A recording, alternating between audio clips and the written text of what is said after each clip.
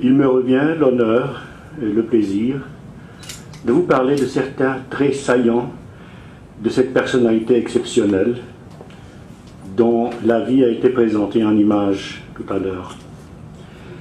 Une vie durant laquelle le serviteur de Dieu, Vladimir Guica, a parcouru en mission, comme nous l'avons vu, tous les continents du monde, ou presque. Comme le soulignait l'écrivain roumain Tudor Arghezi, qui dans un de ses écrits lui faisait un incisif portrait, citation, « Monseigneur Guica est un vrai roumain, de souche princière, macéré dans trois aristocraties, celle du sang, celle de la pensée française et celle du Vatican. Comme saint Paul, voyageur infatigable, il a vécu sa vocation dans tous les continents, à l'exception de l'Amérique du Nord. Par le truchement de notre rencontre, même s'il n'a pas foulé de son vivant ces terres, le voilà donc aujourd'hui, pour une des premières fois présent en quelque sorte en Amérique du Nord, ici au Canada. Le voilà donc, grâce à notre réunion d'aujourd'hui, pour la première fois publiquement présenté, un auditeur de cette partie du monde, au cœur de la belle province, au pays de Frère André de Montréal, terre de Sainte Marie-Marguerite d'Youville, de la bienheureuse Catherine de Saint-Augustin et de la vénérable Jeanne Mance, dont les noms sont liés au début des œuvres charitables de l'Hôtel de Dieu de cette ville. C'est donc dans cet esprit, et sous le patronage de ces saints et de ces bienheureux, ayant illustré de leur vie les vertus de l'amour du prochain et de la charité chrétienne, que je voudrais vous parler de ces dons dans la vie du prêtre roumain Vladimir Guica. Pourquoi l'amour du prochain, quand tant d'autres côtés de sa vie prodigieuse auraient sûrement pu attirer l'attention, peut-être même avec plus d'éclat? Des points de mire comme son martyre, par exemple, ses capacités intellectuelles, ou la puissance et l'étendue de son apostolat sacerdotal. C'est que la charité en action par les œuvres, est la vertu reine, celle qui synthétise le mieux dans son entier la vie chrétienne. On aime saint Paul recommander aux fidèles l'accomplissement de ce devoir de la charité, de l'amour qui doit nous lier, pour que nous puissions former une seule famille, selon la parole du Seigneur, aimez-vous les uns les autres. Le christianisme est donc la charité, et la vie du serviteur de Dieu Vladimir Guica illustre sans répit cette vertu, l'amour de Dieu et l'amour du prochain, et cela d'une façon exemplaire, tant par son agir que par ce que nous pourrions nommer sa doctrine spirituelle. C'est en témoin que je vous parle. C'est au soir avancé de sa vie, lui presque octogénaire, moi un petit gosse, faisant alors mes premiers pas sur les chemins d'une dure adolescence, que j'eus le privilège de connaître sa présence bienfaitrice. D'abord en famille, plus tard à l'église, aux heures d'instruction religieuse.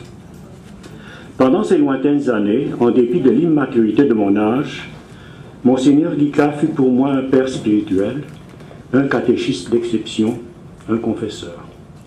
J'étais un de ses servants de ce messe basse, un des enfants de chœur de la chapelle du Sacré-Cœur, Saint-Vincent de Paul de Bucarest.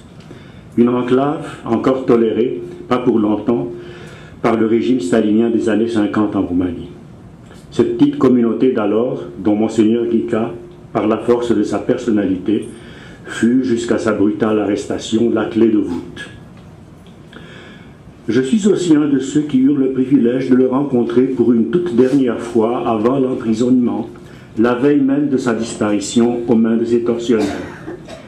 C'était chez nous, à la maison, où un petit groupe d'adolescents dont je faisais partie, aspirant à une meilleure connaissance de notre foi, étudiait clandestinement sous sa direction les rudiments de la philosophie chrétienne et du thomisme.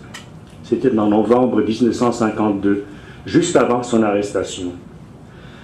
2 ans plus tard, j'eus enfin le privilège d'accompagner le père François van der Jonkheid, qui le premier pria discrètement sur sa tombe de détenu, une tombe sans croix marquée d'un pieu, le pieu portant le numéro 807, au cimetière de Jihlava, le cimetière de la prison de son martyr. C'était un jour d'été en 1954.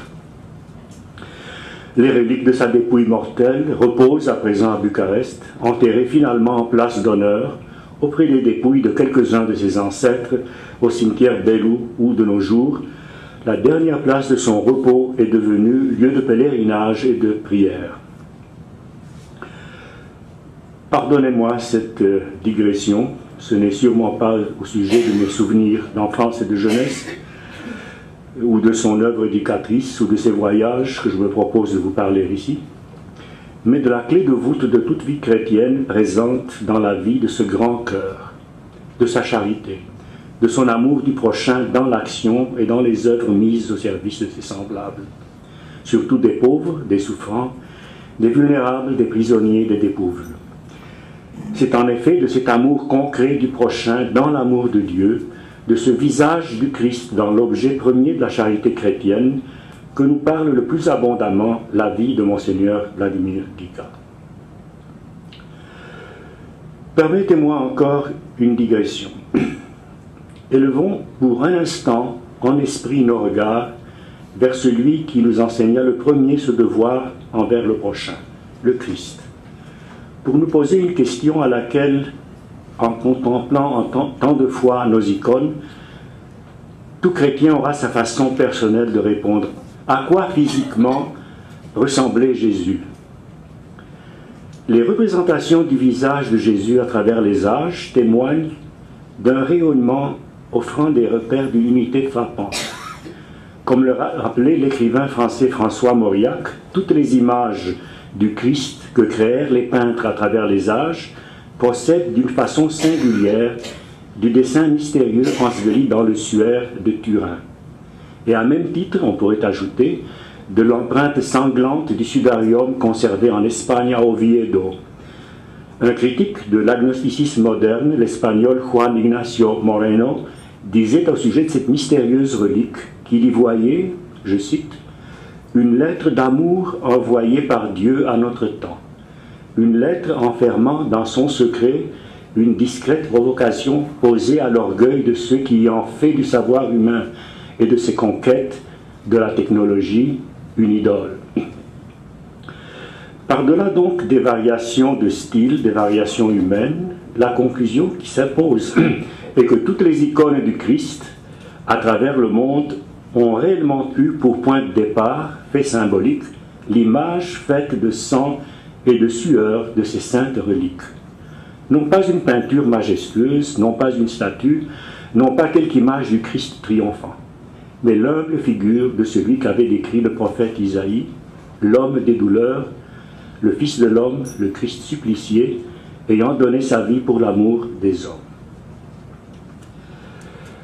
Ouvrir les yeux sur ces traits du Christ souffrant, savoir le retrouver par-delà les icônes et les statues, en tant que présence réelle dans l'image de notre prochain, surtout lorsqu'il est dépourvu, affamé, assoiffé, souffrant, vulnérable.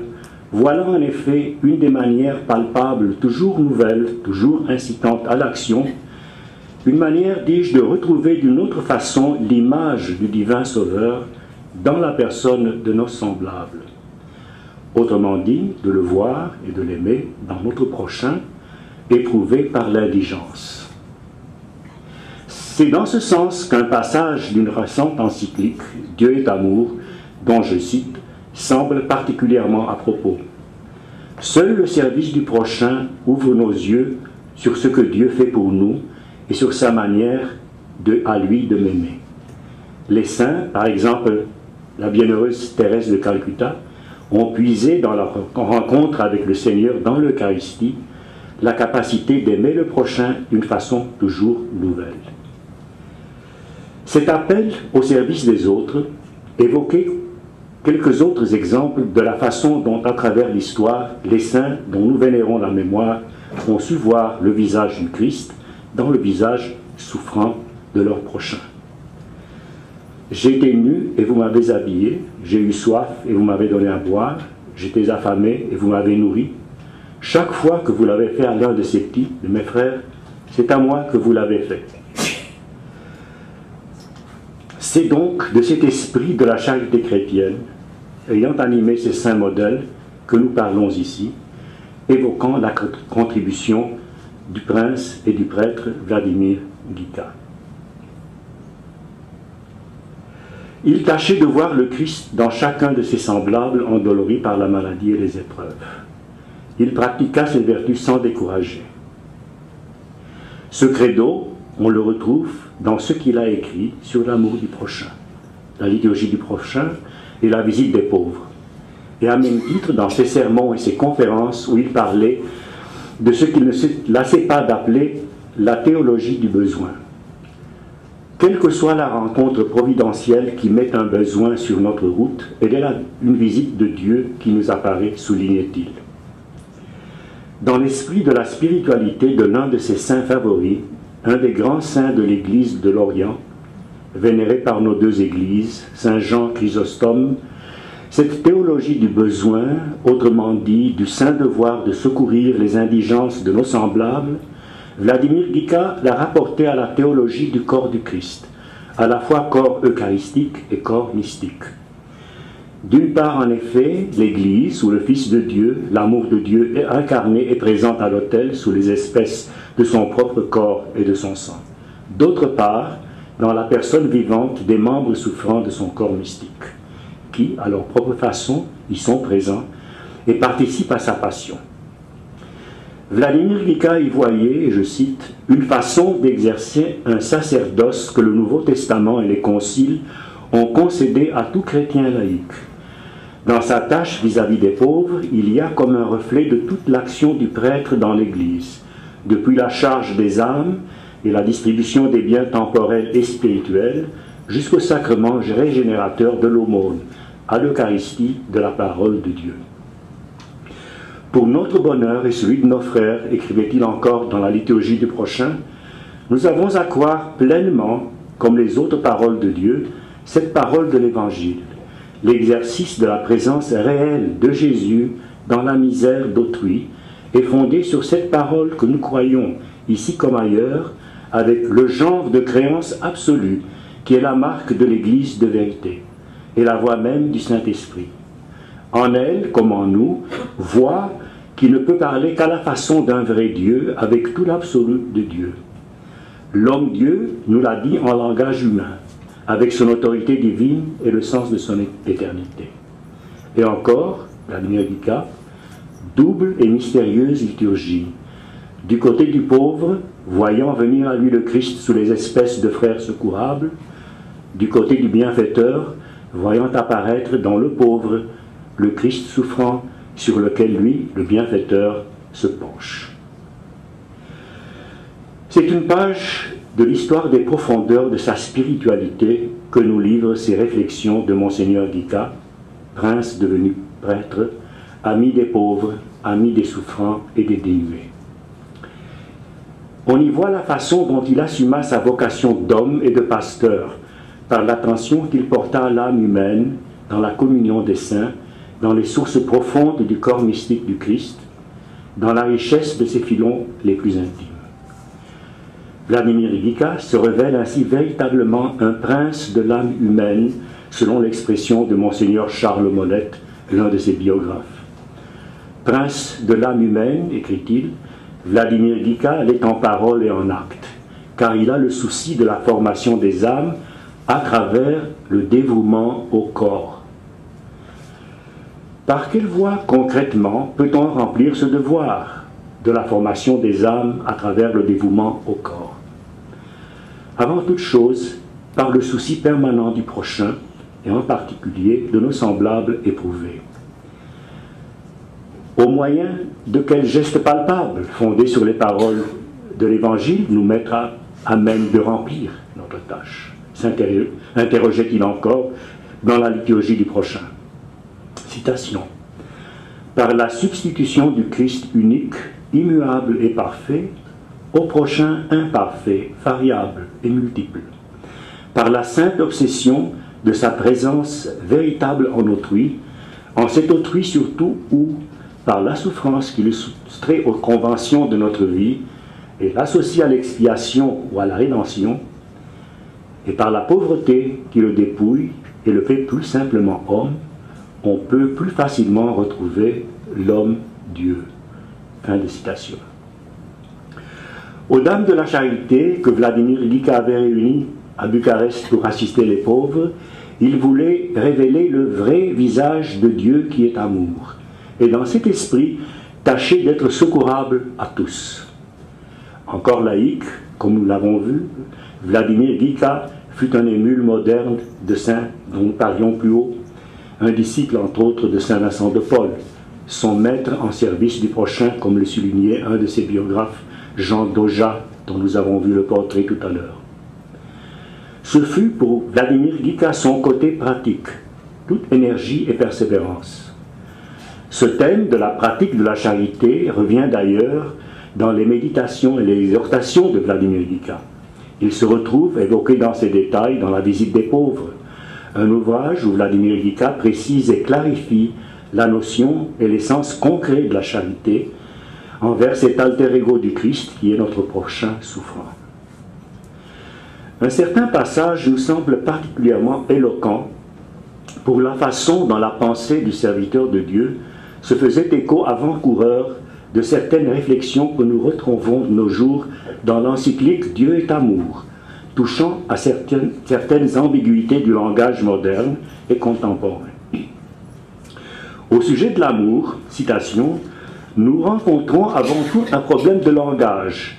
Le terme amour est devenu aujourd'hui un des mots les plus utilisés et aussi un des plus galvaudés, un mot auquel nous donnons des acceptions totalement différentes. Même si le thème se concentre sur le problème de la compréhension et de la pratique de l'amour dans la Sainte Écriture et dans la tradition de l'Église, nous ne pouvons pas simplement faire abstraction du sens que possède ce mot « amour » dans les différentes cultures et dans le langage actuel. Qu'est-ce que la charité, se demandait dans le même esprit, en esprit avant-coureur, Vladimir Glica, citation, « S'il est un mot que l'usage vulgaire du monde a rétréci, c'est celui-là. La charité, au sens original du mot grec et latin, c'est l'amour, l'amour désintéressé, l'amour libre, l'amour à la fois délivré et purifié. La charité, c'est l'amour. Si l'un des mots a été rétréci par l'usage, jusqu'à signifier à première vue le soulagement momentané d'une misère matérielle, car on l'a indéniement accouplé au mot « faire », comme si l'on pouvait faire la charité à la façon d'une tâche mécanique, l'autre mot a été profané, l'amour a servi à tout désigner. Nous emploierons les deux mots pour nous éclairer, en les éclairant l'un par l'autre, afin d'effacer les diminutions dont l'un et l'autre ont pu avoir à souffrir. Cette charité, cet amour, ici, ils vont à Dieu et au prochain, suivant le même commandement qui a fait de ces deux amours une même chose. Dieu est en effet le plus proche de nos prochains. Et le prochain, c'est Dieu qui éprouve en un autre notre amour de Dieu. Fin de citation. Pratiquer l'amour du prochain sans embâche a été une vérité vécue jour après jour par Vladimir Glica. Comme nous l'avons appris, il a fondé le premier dispensaire gratuit de Roumanie, les premières œuvres de charité catholique de la capitale roumaine, la maison des filles de la charité de Saint-Vincent de Paul, et aussi, comme nous l'avons vu tout à l'heure, un organisateur des ambulances pour les victimes des révoltes paysannes de 1907. En 1913, pendant l'épidémie de choléra qui faisait des ravages le long du Danube au cours de la Seconde Guerre des Balkans, enfermé, comme nous l'avons vu encore, avec les Sœurs de la Charité et les contagieux, au lazaret de Zimnica, assistant ces infirmières et les malades, très secourables jour et nuit. Nous avons à ce sujet la description d'un témoin oculaire qui nous brosse un tableau de ce que l'on pouvait y voir à chaque jour. Ce témoin, c'est la reine Marie de Roumanie, celle qui dirigea en personne les activités de la Croix-Rouge roumaine pendant l'épidémie. Voici cette description dans les souvenirs de la reine Marie de Roumanie. Je cite, « Vladimir Glica était par sa nature un saint. avec les sœurs avec lesquelles il était en contact permanent, il avait donné cours à mon appel et avait offert ses services comme simple infirmier. Il avait choisi comme secteur de travail la plus sombre des tentes de l'infirmerie, celle qu'on avait surnommée l'enfer. C'est là que la mort récoltait journellement les plus noirs de ses moissons. C'est là que Vladimir Guica s'offrit de remplir ses tâches de nuit au chevet des agonisants. Intrépide, sans admettre qu'il aurait pu s'en lasser, sans jamais se sentir repoussé par ses horreurs, missionnaire au plus élevé sens du mot, en dépit de son apparence tout exsangue, frêle et chétive. Fin de citation des souvenirs de la reine Marie de Roumanie. Il travailla, comme nous savons, à mettre sur pied une léproserie dans le delta du Danube, projet malheureusement interrompu par la guerre. Pendant les horreurs de celle-ci, il assista les blessés à l'hôpital Saint-Vincent-de-Paul. Sous les bombardements, il visita les malades, les grands blessés et les détenus des hôpitaux et des prisons de Bucarest. Il était comme un ange de douceur dans les prisons qu'il visitait. Se souvenait de lui un autre visiteur fréquent des établissements pénitentiaires de Bucarest, le grand avocat et célèbre publiciste Petre Pandrea. Citation. Sa démarche, ses petits pas foulant les corridors des prisons de Bucarest et de Jihlava, avaient quelque chose d'aérien.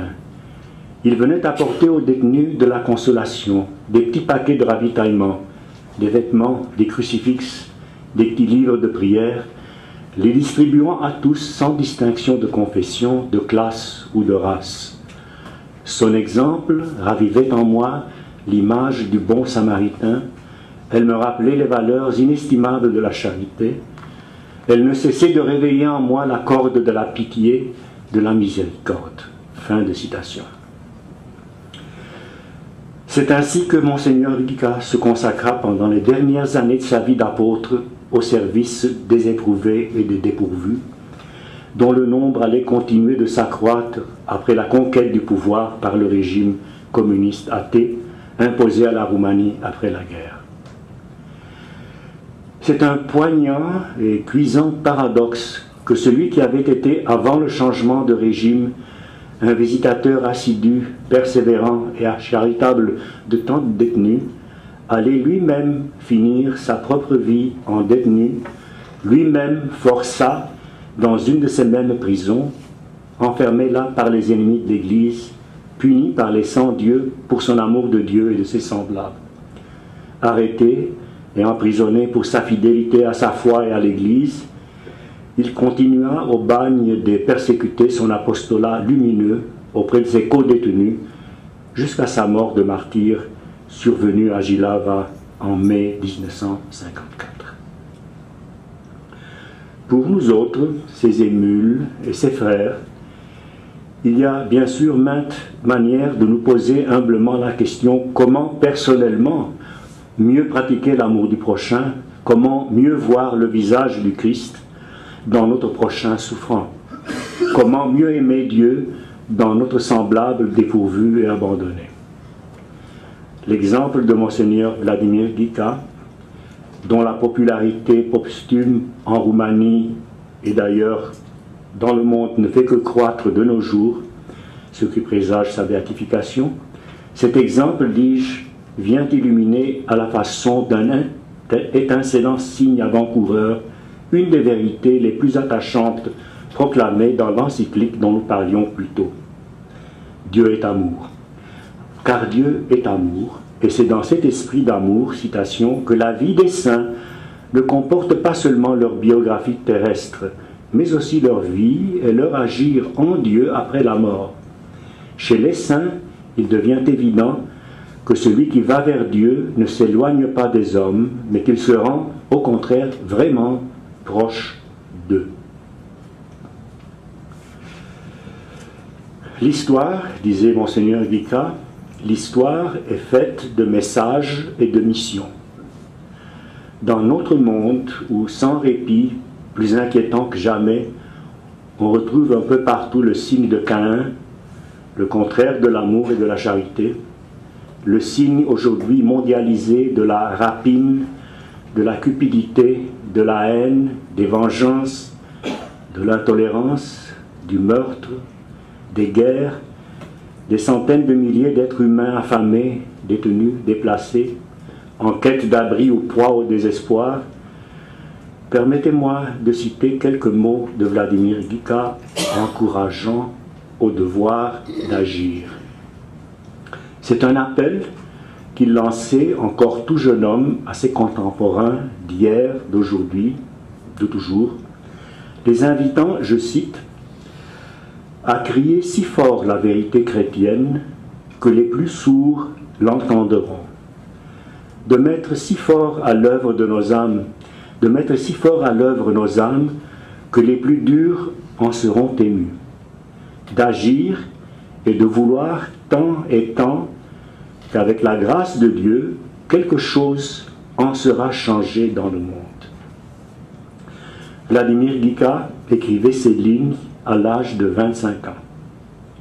Comme nous l'avons vu, fidèle à cette pensée, fidèle à l'amour de Dieu et du prochain, il changea dans son temps, par l'exemple de sa vie, quelque chose dans le monde.